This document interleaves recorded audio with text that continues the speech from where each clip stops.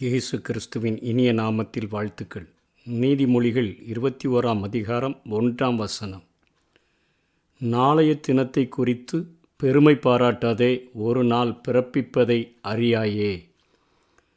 நாளைய தினத்தை குறித்து பெருமை பாராட்டுதே என்பது தற்பெருமை கொள்ளாதே, ஒரு நாள் பிறப்பிப்பதை அறியாயே. ஒரு நாள் உனக்கு என்ன கொடுக்க போகுது, எதை கொண்டு வரப்போகிறது என்பதை நீ அறியாயே என்று சொல்லி இங்கே சாலமோன் ஒரு ஆலோசனை கொடுக்கிறதை நாம் பார்க்கிறோம். சாலமோனிலும் பெரியவராகிய இயேசு கிறிஸ்து லூக்கா எழுதின சுவிசேஷம் 6 ஆகையால் நாளைக்காக கவலைப்படாதிருங்கள், நாளைய தினம் தன்னுடையவைகளுக்காக கவலைப்படும், அந்தந்த நாளுக்கு அதினதின் பாடு போதும் என்று சொல்லி இயேசு பேசுகிறதை பார்க்கிறோம். இவர் இன்றைக்கு உலக மனிதர்கள் அநேக பொருட்களை சேர்த்து வைத்து, அநேக பொருட்களை சம்பாதித்து வைத்து, எப்படி ஒரு மதிகேடன் என் ஆத்துமாவே உனக்கென்று அநேக நாட்களுக்கென்று பொருட்கள் சேர்த்து வைக்கப்பட்டிருக்கிறது, நீ புசித்து குடித்து என்று சொல்லுகிறானோ, அதே போல நீ இருக்கக்கூடாது என்று சாலமோன் சொல்லுகிறார். நாளைய தினத்தை குறித்து பெருமை பாராட்டாதே, எனக்கு நிறைய சேர்த்து வச்சிட்டேன், தலைமுறைக்கு சொத்து சேர்த்து வச்சிட்டேன் அப்படின்னு சொல்லி நீ பெருமை பாராட்டாதே. நாளைக்கு உனக்கு என்ன நடக்கும், நாளை உனக்கு என்ன கொடுக்க போகிறது என்பது உனக்கு தெரியாயே என்று சொல்லுகிறாள். ஆனால் இயேசு சொல்லுகிறார், நாளைய தினத்தை குறித்து கவலைப்படாதிருங்கள், நாளைய தினம்தான் உங்களை குறித்து கவலைப்படணும். நம்ம நாளைக்கு ஐயோ எப்படி செய்ய போகிறோம், என்ன செய்ய போகிறோன்னே தெரியலையே அப்படின்னு திண்டாடுகிறோம். இயேசு சொல்லுகிறார், நாளைய தினம் தன்னுடையவைகளுக்காக கவலைப்படும். ஐயோ ஒரு விசுவாசி நாளைய தினம் நாளைக்கு என்ன சந்திச்சானா அவனுக்கு நான் என்ன கொடுக்கணும் என்று சொல்லி அதுதான் ரொம்ப ஆர்வமாக இருக்கும். ஏனென்று சொன்னால் இதற்கு முன்பாக இயேசு பிரசங்கிக்கிறார், ஆகாயத்து பட்சிகளை கவனித்து பாருங்கள் என்று சொல்லுகிறார், காட்டு புஷ்பங்களை கவனித்து பாருங்கள் என்று சொல்லிவிட்டுத்தான் இதை சொல்லுகிறார். ஆகாயத்து பறவைகள் அவைகள் விதைக்கிறதில்லை என்று சொல்லுகிறாரே, அவைகளை உங்கள் பரமபிதா பிழைப்பூட்டுகிறபடியினால் நாளைய தினம்தான் உங்களுக்கு தேவையானதை என்னென்னலாம் கொண்டு வரணும்னு சொல்லி அது கவலைப்படும். அதனால் அந்தந்த நாளுக்கு அதினதின் பாடுகள் போதும், நீ கவலைப்படாமல் மாத்திரம் இரு என்று சொல்லுகிறதை பார்க்கிறோம். இதை யாக்கோபு தன்னுடைய நிருபத்தில் எப்படி எடுத்து ஆளுகிறார் என்று சொன்னால், யாக்கோபு 4 13 அவர் சொல்லுகிறார், மேலும் நாங்கள் இன்றைக்கு அல்லது நாளைக்கு இன்ன பட்டணத்திற்கு போய் அங்கே 1 வருஷம் தங்கி வியாபாரம் செய்து சம்பாத்தியம் பண்ணுவோம் என்கிறீர்களே, கேளுங்கள், நாளைக்கு நடப்பது உங்களுக்கு தெரியாதே. உங்கள் ஜீவன் எப்படிப்பட்டது, கொஞ்ச காலம் தோன்றி பின்பு தோன்றாமற் போகிற புகையைப் போல் இருக்கிறதே. ஆதலால் ஆண்டவருக்கு சித்தமானால் நாங்களும் உயிரோடு இருந்தால் இன்னின்னதை செய்வோம் என்று சொல்ல வேண்டும். இப்பொழுது உங்கள் வீம்புகளில் மேன்மை பாராட்டுகிறீர்கள், இப்படிப்பட்ட மேன்மை பாராட்டல் யாவும் பொல்லாங்காய் இருக்கிறது என்று சொல்லி யாக்கோபு தன்னுடைய நிருபத்திலே குறிப்பிடுகிறதை பார்க்கிறோம். இது இன்றைக்கு உலக மக்களுடைய இருதயத்தை அப்படியே பிரதிபலிக்கக்கூடியதாக இருக்கிறது. சாலமோன் ஒரு ஆலோசனை கொடுக்கிறார், தற்பெருமை கொள்ளாதே, நாளை உனக்கு என்ன கொண்டு வரோன்னு தெரியாதேன்னு சொல்கிறாரு. ஆண்டவர் சொல்கிறார், நாளைய தினம் உனக்காக கவலைப்படும், நீ கவலைப்படாதன்னு சொல்லுகிறார். ஆனால் இங்கே யாக்கோபு உலக மனிதர்களுடைய இருதயத்தை அப்படியே படம் பிடித்து காட்டுகிறார். இன்றைக்கு அல்லது நாளைக்கு ஒரு பட்டணத்துக்கு போய் நம்ம அங்கே 1 வருஷம் தங்கி வியாபாரம் செய்து, இன்றைக்கு நம்ம ஃபாரின் போகிறோம், அங்கே போய் நிறையா சம்பாதிக்க போகிறோம், அந்த ஊருக்கு போனால் நல்ல தொழில் இருக்குது, அல்லது நல்ல காரியங்கள் கிடைக்கும், நல்ல வருமானங்கள் கிடைக்கும், அங்கே தங்கியிருந்து வியாபாரம் செய்து சம்பாத்தியம் பண்ணி நிறைய சேர்த்து வச்சிட்டோன்னு சொன்னால் நாமும் தைரியமாக தலைமுறைக்கு சொத்து சேர்த்துட்டோன்னு வாழலாமே என்று சொல்லுகிறவர்களே, கேளுங்கள், நாளைக்கு நடப்பது உங்களுக்கு தெரியாதே.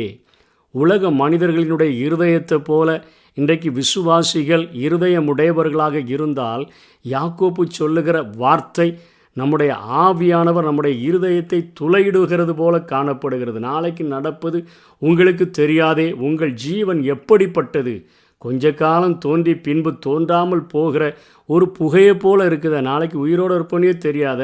அதனால் ஆண்டவருக்கு சித்தமானால் நீங்கள் ஆண்டவருடைய சித்தத்தோடு கூட இணைந்து நாங்களும் உயிரோடு இருந்தால் இன்னைக்கு நாங்கள் இதை செய்வோன்னு நீங்கள் சொல்லணும். உங்கள் வீம்புகளில் நீங்கள் மேன்மை பாராட்டாதீர்கள் என்று இங்கே யாக்கோபு சொல்லி கொடுக்கிறத பார்க்கும்.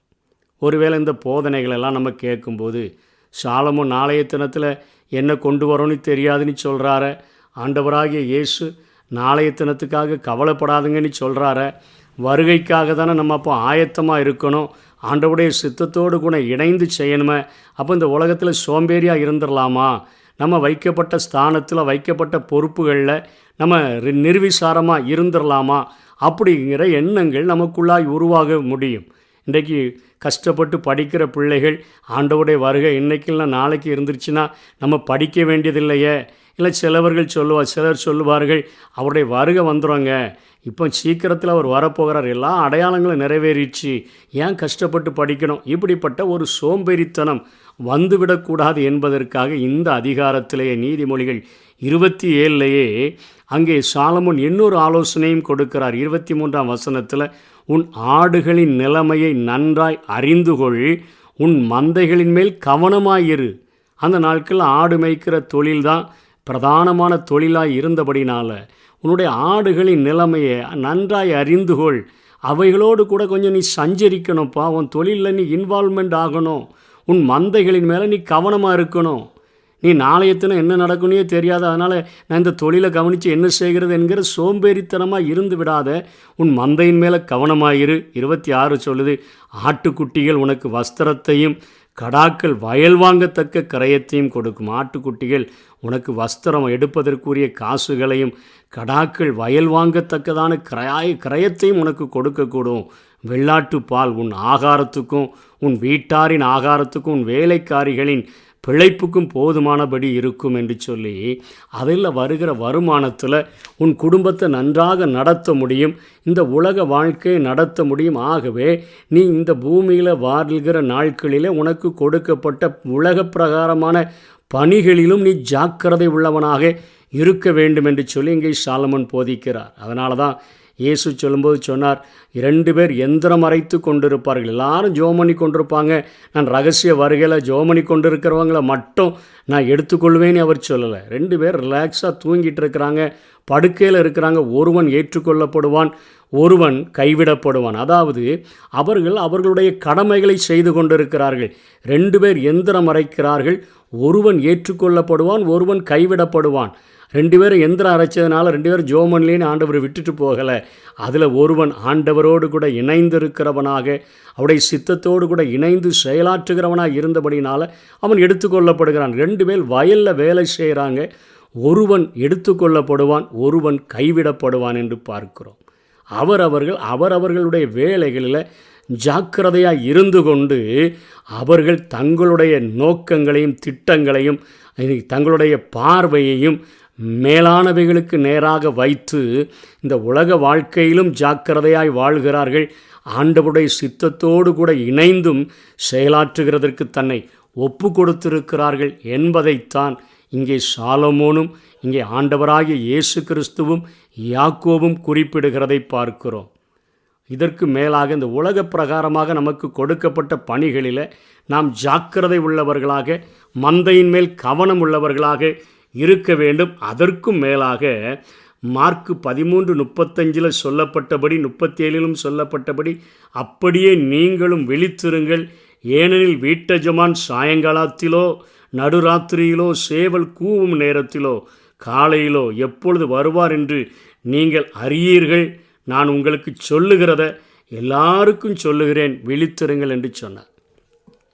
பூமிக்குரிய வேலைகளிலும் கவனமாக இருக்க வேண்டும். அதுதான் நம்ம வருகைக்காக காத்திருக்கிறோமே. இந்த உலகத்தில் சும்மா ஏதோ வாழ்ந்துட்டு போயிடலாம், அப்படி அல்ல.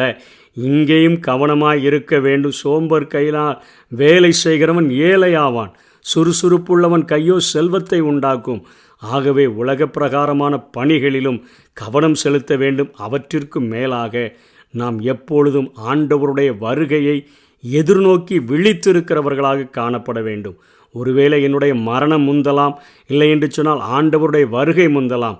எது முந்தினாலும் நான் கைவிடப்படாதவனாக, எடுத்துக்கொள்ளப்படுகிறவனாக வாழ வேண்டும் என்கிறதைத்தான் இங்கே வேதம் போதிக்கிறது. லூக்கா 12ஆம் அதிகாரத்திலும் 35ஆம் வசனத்தில் உங்கள் அறைகள் கட்டப்பட்டதாயும் ஆயத்தமாக இருக்கணும்.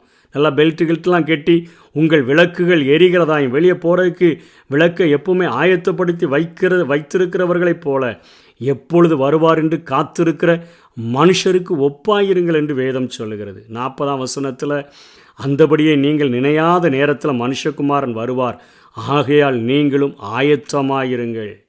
லூக்கா 21:34-35 சொல்லுது, உங்கள் இருதயங்கள் பெருந்திண்டியினாலும் சிற்றின்பங்களினாலும் வெறியினாலும், அதாவது குடிவெறியினாலும் லௌகீக கவலையினாலும் உலக கவலைகளினாலும் பாரமடையாத படிக்கு நீங்கள் நினையாத நேரத்தில் அந்த நாள் உங்கள் மேல் வராத படிக்கு எச்சரிக்கையாக இருங்கள். எப்பொழுதும் ஜெபம் பண்ணி விழித்திருங்கள். எதை எப்போ செய்யணுமோ அதை செய்கிறவர்களாக நாம் காணப்பட வேண்டும். மந்தையின் மேல் கவனமாக இருக்க வேண்டும். நாளைய தினத்தை குறித்து எனக்கு நிறையா வச்சிருக்கிறேன், தலைமுறைக்கு சொத்து சேர்த்து வச்சிருக்கிறேன், நீ தற்பெருமை கொள்ளக்கூடாது. ஒன்றுமில்லாதவங்க நாளைய தினத்தை குறித்து கவலைப்படக்கூடாது. நாளைய தினம்தான் உங்களுக்கு ஐயோ இதை செய்யணுமே அதை செய்யணுமே நீ கவலைப்படணும். ஆண்டவருக்கு சித்தமானால் நாங்கள் உயிரோடு கூட இருந்தால் என்று சொல்லி அவருடைய திட்டத்தோடு கூட இந்த பூமியில் வைத்திருக்கிற நாள் வரையிலும் எனக்கு உலக பிரகாரமான கொடுக்கப்பட்ட பணிகளிலும் என் ஆண்டவரை எதிர்நோக்கி வாழ்கிற வாழ்க்கையிலும் நான் விழித்திருந்து அந்த காரியங்களை ஜாக்கிரதை உள்ளவனாக செய்வேன் என்று சொல்லி வாழ்ந்தோம் என்று சொன்னால் நிச்சயமாக அவருடைய வருகையிலே எடுத்துக்கொள்ளப்படுவோம். கர்த்தர் தாமே நம்மை ஆசீர்வதிப்பாராக. ஆமென். நாளைய தினத்தை குறித்து பயமில்லை, நாதன் இயேசு எல்லாம் பார்த்து கொள்வார், எல்லாம் பார்த்து கொள்வார். நாளைய தினத்தை குறித்து பயமில்லை, நாதன் இயேசு எல்லாம் பார்த்து கொள்வார், எல்லாம் பார்த்து கொள்வார்.